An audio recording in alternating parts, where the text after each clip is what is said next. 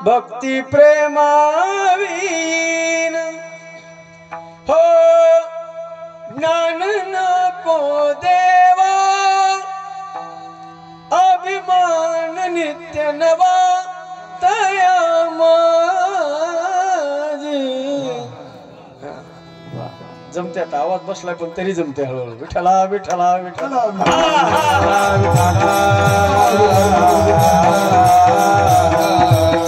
भगवान परमात्म्याला दुसरं काय आवडत नाही सज्जन हो देवाला आवडते फक्त भक्ती आणि प्रेम आवडते देवाला लक्ष देऊन ऐका प्रेम म्हणजेच भक्ती आहे प्रेम म्हणजेच भक्ती आहे लक्षात घ्या हे माझं म्हणणं नाही नारदाला विचारलं भक्ती कशाला म्हणतात नारदाने सांगितलंय पहा नारद महर्षी म्हणतात नारद भक्ती सूत्र नावाचा ग्रंथ आहे पहिलं सूत्र नारदाने सांगितलंय सातू अस्मिन परम प्रेम रूपाच देवाविषयी आपल्या अंतकरणामध्ये परम प्रेम निर्माण होणं ही खरी भक्ती आहे सज्जन जरा लक्ष देऊन ऐका सगळ्यांनी अंतकरणाचे कान करून ऐका देवाविषयी परम प्रेम निर्माण होणं ही खरी भक्ती आहे तुम्ही म्हणाल परम प्रेम कशाला म्हणतात ज्याच्यावर आपण प्रेम करतो ज्या देवावर आपण प्रेम करतो ना सज्जनाओ त्या देवाचं स्वरूप आपल्या डोळ्यासमोर आणत असताना त्याची आठवण काढता काढता ज्या दिवशी देवाचं गुणगान गाता गाता ज्या दिवशी डोळ्यातून अश्रूचा थेंब जमिनीवर पडेल समजायचं आपली भक्ती सफल झाली त्यालाच परम प्रेम म्हणतात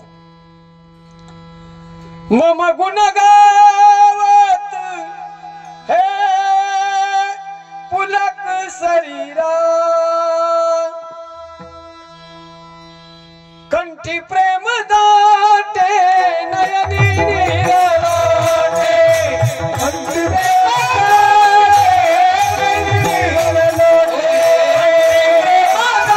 नयनी निरलोटे कंठी प्रेम दाटे नयनी निरलोटे हृदय प्रकट राम रूप हृदय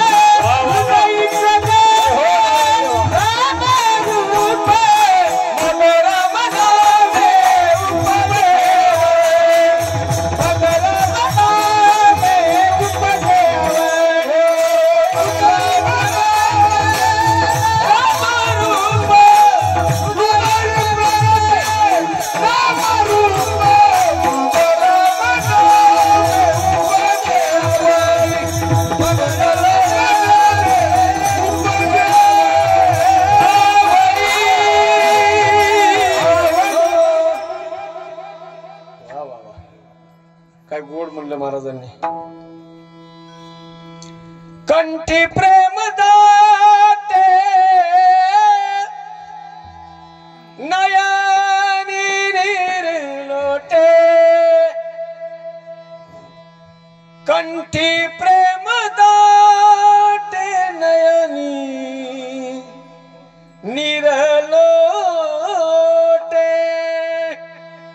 एक मार्ग सरळ जातो गडीकडे आणि एक यू टर्न मारून घोसापुरीला येतोय विठ्ठला विठ्ठला विठ्ठला विठ्ठला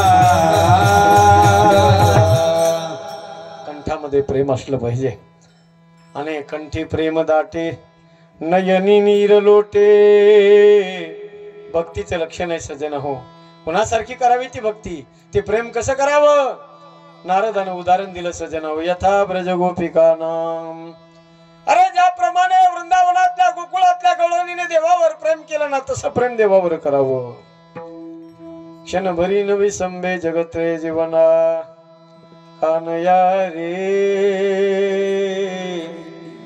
कानया रे कानया रे जग जे टेकानाच कुणी खाली आता कानया रे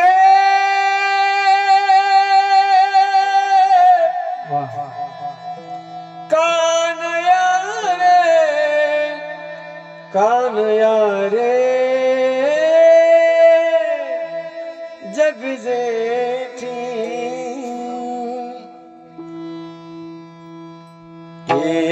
एथवरी होता संग अंगे अंगल पविले कसा दिसत नाही तो परमात्मा अरे ज्याच्याशिवाय एक क्षणभर सुद्धा राहत नव्हतं, आज एक एक मिनिट एक एक घडी वर्षाप्रमाणे चालली आहे. आता तो जाताना म्हणला होता, जाते समय बोला था उसने परसों आऊंगा कह करके चला गया था, बरसों बीत गए फिर भी नहीं आया, अब आती है केवल उसकी याद. लो आ गई उनकी याद, वो नहीं आई.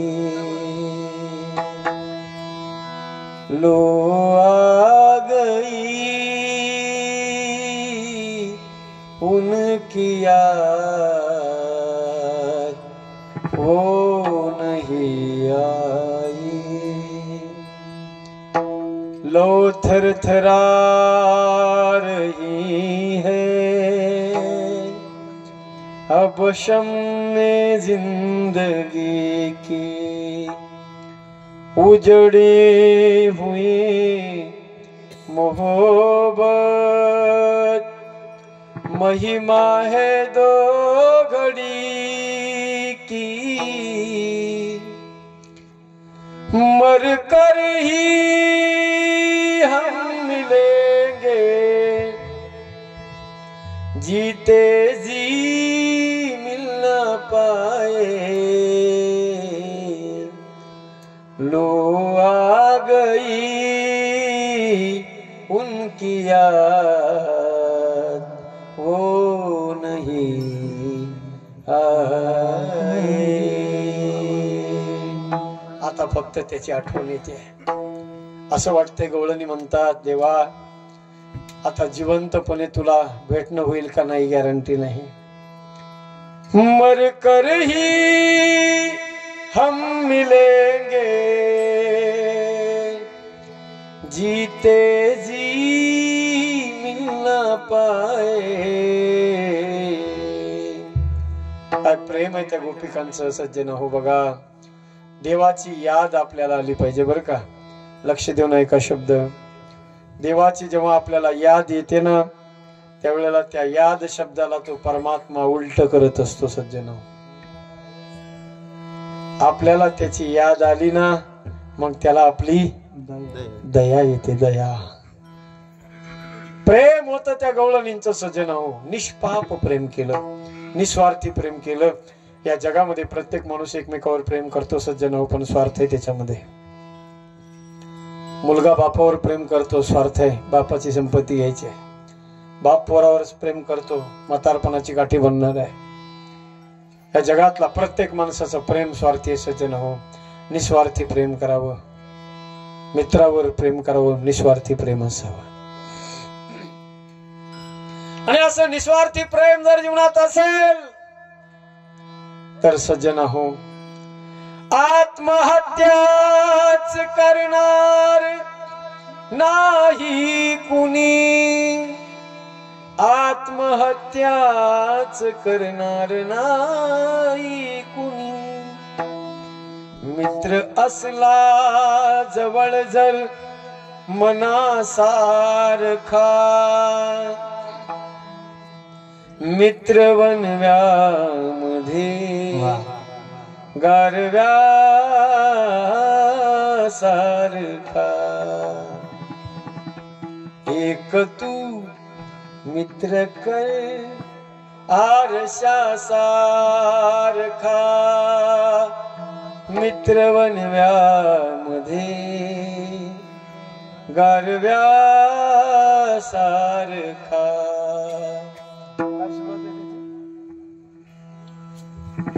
एक तरी मित्र निस्वार्थी असणारा पाहिजे सज्जनो. प्रेम निस्वार्थी प्रेम गवळणींनी केलं. निष्पाप प्रेम होता, त्या प्रेमामध्ये पाप नव्हतं. इतकं पवित्र प्रेम होतं, इतकं पवित्र. किती प्रेम पवित्र होतं सांगू. एक उदाहरण सांगतो तुम्हाला सज्जन हो. फारुख भाई तुम्ही आहेत ना? हा, लक्ष द्यावं लागते, लई सावध राहावं लागते. काय सांगत होतो मी, ऐका ऐका, लक्ष देऊन ऐका. आता फारुख भाई जरसे गाफील झालते म्हणून मी त्यांना प्रश्न विचारतो. एक विचारू का? तुमचं काय म्हणणं आहे? तुमचं बाकीच्याच विचारलं मी, विचारू ना? हा, बिंदास विचारा म्हणते. आमचं काय जाणार रे कपाळाचं कातड. फारुख भाई प्रश्न विचारतो. गाव हेच आहे फारुख भाईचं? हा. ते म्हणते कुठून मला दुर्बुद्धी सुटली का नाही महाराजाची तारीख घेतली मी. ऐका ऐका, विनोदाचा भाग सोडा. फारुख भाई प्रश्न विचारतोय तुम्हाला, उत्तर द्यायचं तुम्ही. माझी शपथ आहे तुम्हाला उत्तर द्यावं लागेल ना. देताना का नाही सांगा ना. हो देणार देणार. दिलदार माणूस आहे सज्जनो फारुख भाई, दिलदार मनाचा माणूस आहे. का फारुख भाई मनातून सांगा, अंतकरणातून सांगा. तुमच्या घरात तुमच्या परिवारामध्ये तुम्ही सगळ्यात जास्त प्रेम कुणावर करता?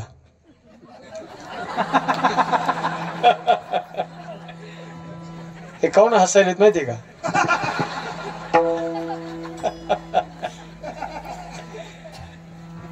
सांगितलं का काही सांगितलं का? जर मेसेज पावचा ना माझ्याकडे.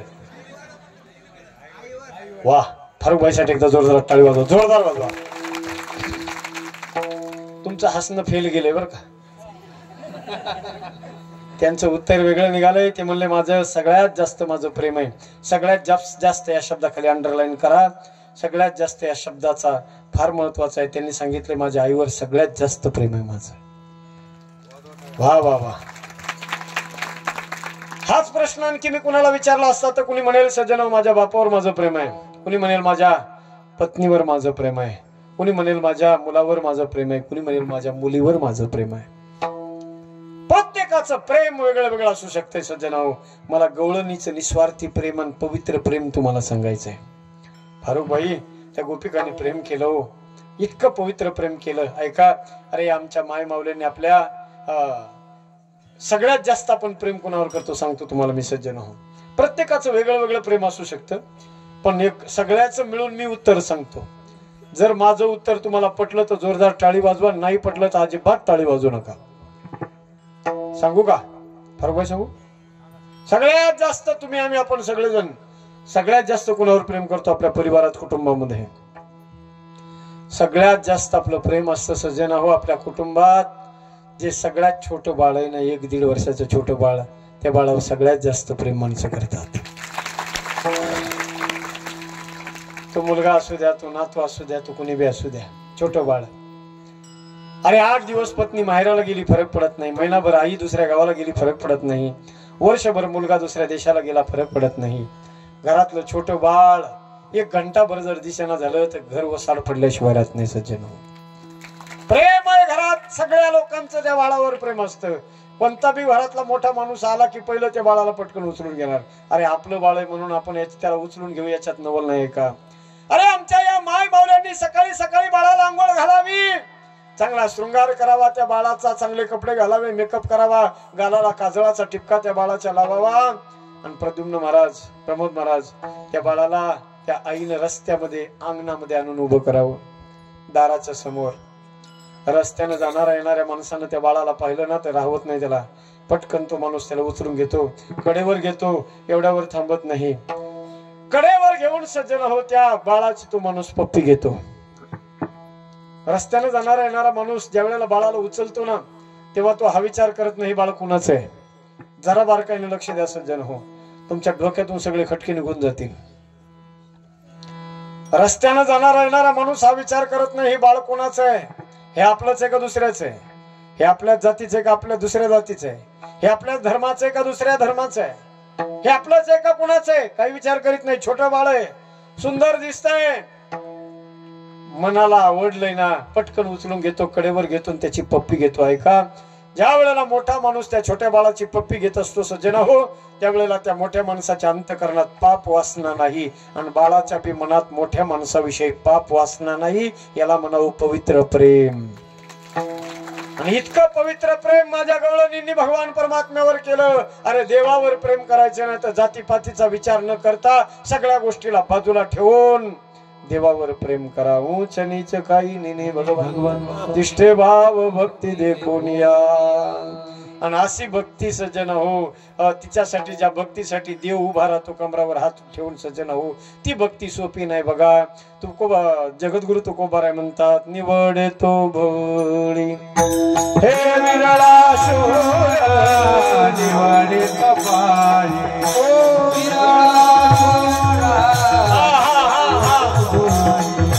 विरळा निवडे तो पाळी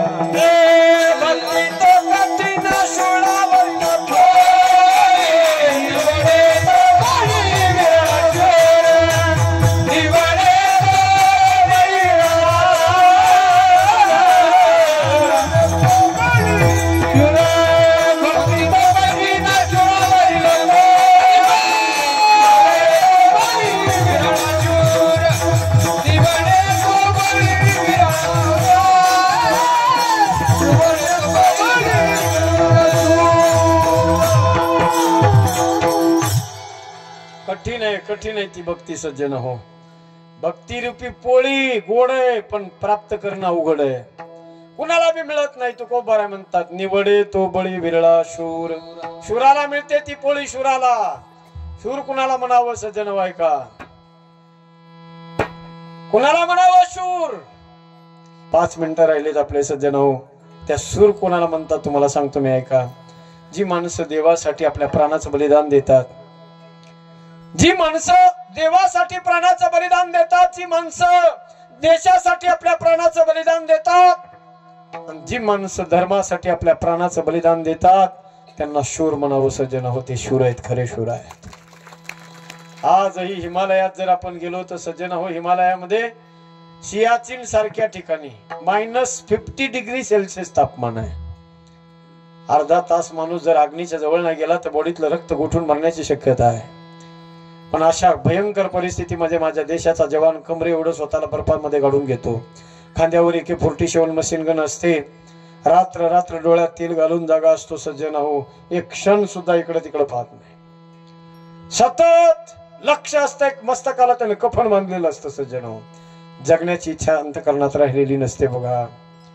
अरे कधी कोणत्या दिशेने कोणत्या बाजूने दुश्मनाच्या बंदुकीतून निघालेली गोळी मस्तकाचं भेदन करून आरपार निघून जाईल सांगता येत नाही.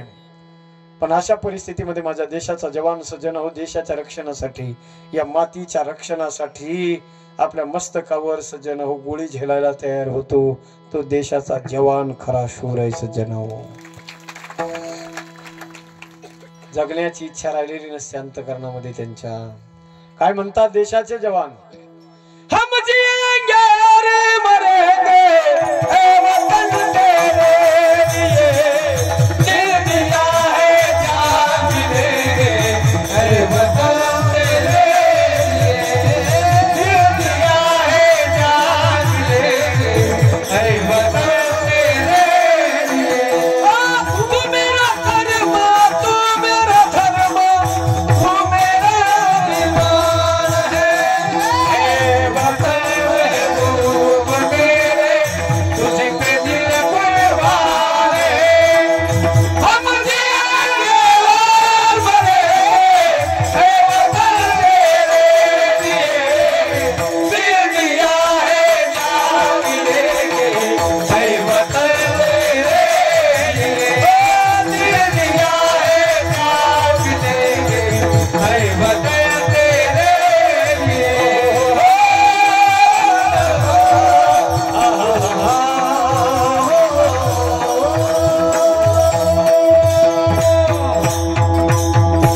भारत माता की.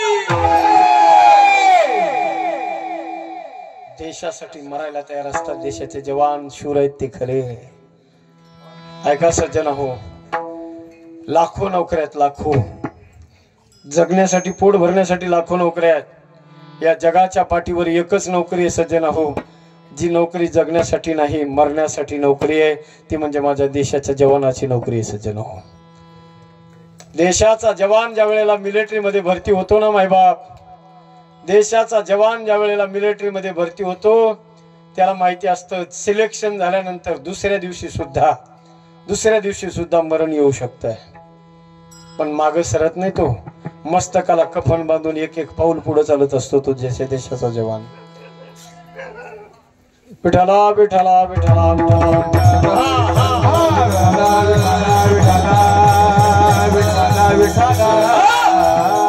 माय बाप ऐका लक्ष देऊन. एखादा देवाचा भक्त एखादा साधू महात्मा जर मेला ना, एखाद्या साधूचा जर मृत्यू झाला तर त्या साधूचं शरीर एखाद्या भगव्या वस्त्रामध्ये भगव्या कपड्यामध्ये त्याला गुंडाळून त्याचा अंत्यविधी केला जातो. पण मायबाप ऐका, माझ्या देशाचा जवान ज्या वेळेला देशासाठी शहीद होतो ना, त्यावेळेला त्याची जात पाहिल्या जात नाही, त्याचा धर्म पाहिला जात नाही. देशाचा जवान ज्या वेळेला देशासाठी बलिदान देतो त्यावेळेला त्याला तिरंगा झेंड्यामध्ये लपेटून त्याचा विधी केला जातो. सज्जनो, एक सांगू, त्या देशाच्या जवानाच्या अंतःकरणातली एवढीच इच्छा असते, तिरंग्यामध्ये मरण जरी आलं तरी माझी बॉडी तिरंग्यामध्ये यावी, एवढीच अंतःकरणात त्या जवानाच्या मनातली इच्छा असते. सज्जन हो, काय म्हणतो देशाचा जवान ऐका, एक शेर सांगतो, जरा लक्ष देऊन ऐका. झालंय आपलं कीर्तन, संपलाय आपला टाइम, पण जाता जाता सज्जन हो, अंतःकरणामध्ये ही देशभक्ती, देवभक्ती, धर्माची भक्ती घेऊन जा, कीर्तन सफल झालं म्हणायचं आपलं. काय म्हणतो देशाचा जवान, दुनिया में मिल जाएंगे आशिक कहीं, दुनिया में मिल जाएंगे आशिक कहीं, पर वतन से हसी सनम नहीं होता. या जगात प्रेम करायला खूप लोक मिळतील, पण या देशासारखं दुसरं कुणी नसणार आहे. दुनिया में मिल जाएंगे आशिक कहीं, पर वतन से हसी सनम नहीं होता. हीरो में सिमट कर सोने से लिपट कर मरते हैं कहीं, हीरो में सिमट कर सोने से लिपट कर मरते हैं कहीं, पर तिरंगे से खूबसूरत कोई कफन नहीं होता. तिरंग्यापेक्षा सुंदर कफन नाही सज्जन हो जवानासाठी. म्हणून जगावं देशासाठी. जी माणसं देशासाठी प्राणाचं बलिदान देतात ती शूर आहेत पहा. जी माणसं धर्मासाठी प्राणाचं बलिदान देतात ना, ती माणसं शूर आहेत. स्वधर्मे निधनम श्रेय परधर्मो भयावह. मरायची वेळ जरी आली ना सज्जन हो, जी माणसं मरताना सुद्धा मागं पाहत नाहीत ते खरे शूर आहेत. शूर कुणाला म्हणावं, धर्मासाठी प्राणाचं बलिदान देणाऱ्या लोकांची यादी ज्या वेळेला डोळ्यासमोर येते त्यावेळेला माझ्या महाराष्ट्रात सगळ्यात पहिलं नाव डोळ्यासमोर येतं माझ्या छत्रपती संभाजी महाराजांचं. सज्जन हो, बळजबरीने तुम्ही कुणावर लादू शकत नाही. म्हणू द्या गोसापुरीतल्या कोण्या बी गावाने फारुक भाईला आम्ही जबरदस्तीने इथं आणलंय म्हणून नाही. अरे अंतःकरणात प्रेम आहे, त्यांच्या धर्माविषयी प्रेम आहे आणि आपल्या बी धर्माविषयी प्रेम आहे. हाच धर्म माझा माझा सनातन धर्म हे सांगतोय. सज्जन हो, कोणाच्या धर्माला नावं ठेवू नका हे सांगत आलाय माझा धर्म. कोणाच्या धर्माला बोट दाखवण्याचा अधिकार आपल्याला नाही, आणि आपल्या बी धर्माकडे कोणी बोट दाखवलं तर त्याला बी माफी नाही. ही प्रत्येकाला स्वधर्मे निधनम श्रेय. प्रत्येकाचा धर्म स्वतःचा वेगवेगळा आहे सज्जनो, स्वतंत्र आहे आणि ज्याला त्याला ज्याचा त्याचा अधिकार आहे स्वधर्मासाठी. धर्म म्हणजे काय? भगवे कपडे अंगावर घालणे, कपाळाला तिलक लावले, हाच फक्त धर्म नाही हे लक्षात घ्या. धर्माला तुम्ही असं संकुचित करून टाकलंय. अरे धर्म काय? खरा तो एकची धर्म जगाला प्रेम अर्पावे. खरा धर्म आहे सज्जन. अपडेट झालं पाहिजे, जमाना बदलत चाललेला आहे. चला, ज्योत से ज्योत जगाते चलो, प्रेम की गंगा बहते, राहों में आए जो दीन दुखी, सबको गले से लगाते चलो, प्रेम की गंगा बहाते चलो. काल परवा दिवशी मी ते फारुकभाई छावा पिक्चर पाहिला. आयुष्यात पहिली वेळेस पिक्चर पाहिला मी. जाहीर सांगतो तुम्हाला, कधीच नाही गेलो त्या थिएटर मध्ये. आमचे मित्रमंडळी म्हणले आज त्याचं तो रिलीज होणार आहे ना, आज आपण जाऊ. म्हणलं चालेल, काही अडचण नाही. आणि माझं तसंही छत्रपती संभाजी महाराज म्हणजे हे माझ्या काळजातलं स्थान आहे, लक्षात घ्या. त्याच्यामध्ये एक सीन मला फार आवडलाय पहा त्याच्यातला. फारुक भाई, त्याच्यामध्ये जेव्हा लढाई चालू असते, लढाई, एका मुस्लिम मातेचं एक छोटस बाळ, एक 2-4 वर्षाचं बाळ त्या दंगलीमध्ये सापडते. तुम्ही बघा, लक्ष वेधून घेतो, डोळ्यातून पाणी आल्याशिवाय राहत नाही सज्जन हो. ज्यावेळेला ते छोटस बाळ सज्जन हो, एका मुस्लिम मातेचं छोटं बाळ त्या जंगलीमध्ये सापडते आणि त्याच्यावर नजर पडते छत्रपती संभाजी महाराजांची. लढाई करता करता लढाई बाजूला सारून माझे संभाजी महाराज सज्जन हो घोडा त्या बाळाच्या दिशेने नेतात आणि पटकन त्या बाळाला संभाजी महाराज आपल्या हाताने उचलतात आणि घोड्यावर बसवतात.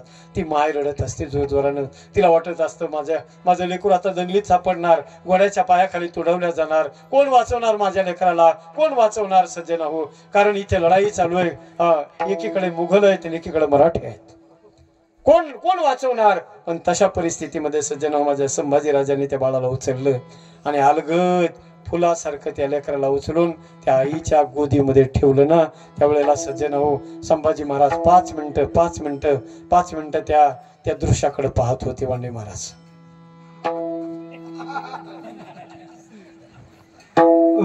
हे म्हणजे आता करून रसामध्ये वीर रसाचं आगमन झाले. होणारच होतं पण ते जरा लवकर तरी व्हायला पाहिजे होतं. शम्मा बुझ गई तो महफिल में रंगाया और जीवन बीत गया तो जीने का ढंग आया. समय बीत गया तो कीर्तन में रंग आया. विष्णु महाराज आ गया कीर्तन में. ऐका सज्जन हो, फार गोड आहे बघा, फार गोड आहे. त्याच्यामध्ये फक्त एवढं दाखवलेलं आहे तिथे छत्रपती शिवरायांचं स्वराज्य सुद्धा जर पाहिलं ना तुम्ही माझ्या, तर छत्रपती शिवरायांनी सगळ्या लोकांना, सगळ्या जाती धर्माच्या लोकांना सोबत घेतलंय सज्जन हो. फक्त स्वराज्य या शब्दाचा अर्थ एवढाच होता की अन्यायाच्या विरोधात आवाज उठवणे, याचं नाव स्वराज्य सज्जन हो. नुसतं स्वराज्य नाही स्थापन केलं तर सुराज्य. स्वराज्य नाही सुराज्य, फक्त स्वराज्य नाही, चांगल्या प्रकारचं राज्य, प्रत्येकाला न्याय देणारं, प्रत्येकाला हक्क देणारं राज्य निर्माण केलं. आणि गरज आहे सज्जन हो. म्हणून ऐका, देशासाठी, धर्मासाठी आणि देवासाठी देह जावो अथवा रहो प्राण पांडुरंगी दृढ भाऊ, अशा पद्धतीचं अंतकरण ज्याचे त्याला शूर म्हणावून त्यालाच पोळी मिळते सज्जन हो. भक्तिरूपी पोळी कुणाला बी मिळत नाही. महाराज शूराला पोळी मिळते. तुम्ही म्हणता जगातले सगळे माणसं सूरच आहेत का भक्ती करणारे? तुकोबारा म्हणले नाही, जेथे पाये तेथे देखीचा पर्वत पायाविन भिंत तातडीचे, कामावले तरी पाका ओजगडे रुची आणि जोडे श्लाघ्यत आहे. भक्ती रूपी पोळीला गोड वाल्याशिवाय सज्जन होती गोड लागत नाही, पकल्याशिवाय गोड लागत नाही. आणि एकदा पकली, परिपक्व झाली की जगाचा बाप ती पोळी खायला येतो सज्जन हो.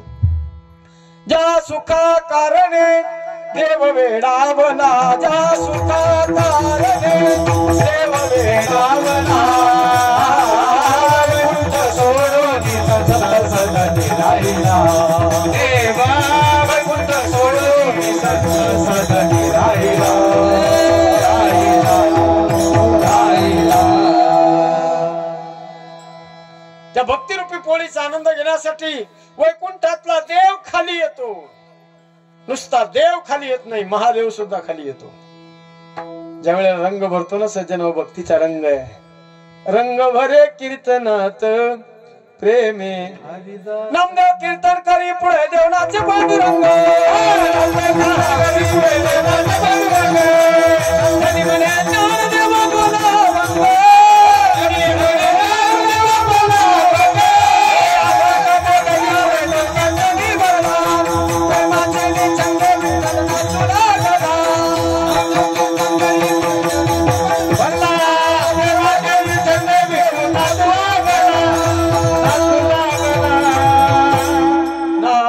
नाचता देवाचा गळला पितांबर. हो, एवढा देवानं आनंद घेतला, एवढा देव आनंद घेतो भक्तिरूपी पोळीचा. पण त्याच्यासाठी तुकोबाराय म्हणतात, तुका म्हणे मना पाहिजे अंकुश, नित्य नवा दिवस जागृतीचा, जेथे पाहिजे ते देखीचा पर्वत, पायाविन भिंत तातडीची विठोबा रखुमाई.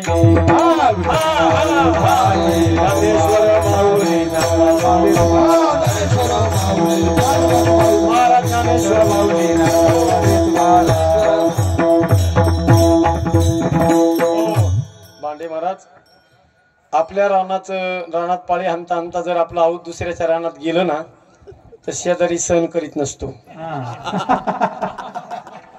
एखादा तास गेलं तर सहन करीन, 2-5 मिनिटं.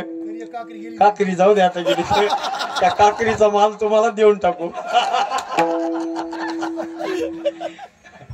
अतिशय गोड आपल्या बीड जिल्ह्याचं मराठवाड्याचं नाक असणारे आदरणीय विष्णूजी महाराज बांडेव. बांडे बाबा नुसतं समोर पाहिलं तरी माणसं हसायला लागतात सज्जन. इथं मांडे तुम्ही बांडे, बांडन तुम्ही बांडे. वा, कुठेतरी काळे असतील तिकडे काळे तुम्ही बांडे, इकडे काळे पाठी मागे. वा, लय गोड आहे बघा. कीर्तन संपलंय आपलं. यथामती आता अवकाश अभंगाचा भावार्थ तुमच्या समोर मांडला. खऱ्या अर्थानं अतिशय आनंद झाला. 3 तास काळी 3च्या स्केल मध्ये कथा करून येऊन 250 किलोमीटरचा प्रवास करून इथे व्यासपीठावर येऊन उभा राहिल्यानंतर खऱ्या अर्थानं सगळा प्रवास आणि सगळा थकवा गायब झाला. अतिशय देखणं आणि सुंदर गोंडस असं नियोजन सर्व ग्रामस्थ मंडळींनी केलंय. एकदा या ग्रामस्थांच्यासाठी जोरदार सगळ्यांनी टाळी वाजवायची. जोरदार पुन्हा एकदा झालेली सेवा भगवत चरणी समर्पित सर्व महाराज मंडळीला मनापासून धन्यवाद, कोटी कोटी धन्यवाद. आणि सगळ्याला विनंती आहे, आता आम्हाला टाइम नाही पण टाइम असता तर नक्की आम्ही बसलो असतो. बांडे बाबा तुमचं भारूड म्हणल्यावर मला जाऊ वाटत नाही, मला भारूड पडते. 100 देऊन झालं ते झालं का? काही नाही, स्वस्तात सुटलो म्हणे मी तर. लय गोड भारूड आहे. दोन कीर्तन संपलं की 5 मिनिटं पाय मोकळे कारण पुन्हा येऊन बसा सगळ्यांनी. गोड भारूड आहे मस्त. विठ्ठल जय जय विठ्ठल.